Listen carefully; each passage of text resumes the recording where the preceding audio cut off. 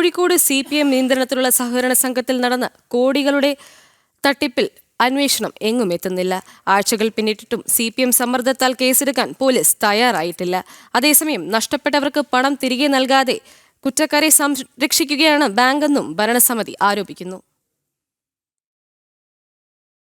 നെല്ലിക്കോട് വനിതാ സഹകരണ സംഘത്തിൽ നടന്ന 2 കോടിയിലധികം രൂപയുടെ ക്രമക്കേട് ഒതുക്കി തീർക്കാനുള്ള തിരക്കിട്ട നീക്കമാണ് നടക്കുന്നത്. പണം നഷ്ടപ്പെട്ട 2 പേർ പരാതി നൽകി 1 മാസമാകാറായിട്ടും പണം തിരികെ നൽകാൻ അധികൃതർക്ക് സാധിച്ചിട്ടില്ല.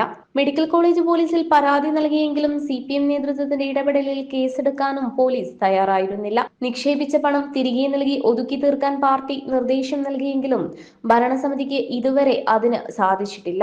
ക്രമക്കേട് നടന്നതായി അസിസ്റ്റന്റ് രജിസ്ട്രാറുടെ അന്വേഷണത്തിൽ കണ്ടെത്തിയെങ്കിലും കുറ്റക്കാരെ സംരക്ഷിക്കുന്നതിൽ പാർട്ടി നേതൃത്വത്തിനെതിരെയും ഭരണസമിതിക്കെതിരെയും പാർട്ടി പ്രവർത്തകർക്കിടയിൽ നിന്ന് തന്നെ വിമർശനമുയർന്നു കഴിഞ്ഞു. ഭരണസമിതിക്കും പാർട്ടി നേതൃത്വത്തിലെ ചിലർക്കും ക്രമക്കേടിൽ പങ്കുണ്ടെന്നാണ് വിമർശനം. പണം നൽകി ഒതുക്കാനുള്ള നീക്കം നീണ്ടുപോകുന്നതിന് കാരണം വിഷയത്തിൽ ഭരണസമിതിക്കുള്ളിലെ ഭിന്നതയാണെന്നാണ് വിലയിരുത്തൽ. ഫിക്സഡ് ഡിപ്പോസിറ്റ് ചെയ്തവർക്ക് വ്യാജ ബോണ്ട് നൽകിയും പണയം വെച്ചവരുടെ സ്വർണം ലോക്കറിൽ നിന്നും എടുത്തുമാണ് തട്ടിപ്പ് നടന്നിരുന്നത്. 2 പേരാണ് ഇതിനകം പരാതി നൽകിയതെങ്കിലും കൂടുതൽ പേർ ഇപ്പോൾ രംഗത്ത് വരുന്നതും CPM ഭരണസമിതിയെ പ്രതിരോധത്തിലാക്കിയിട്ടുണ്ട്.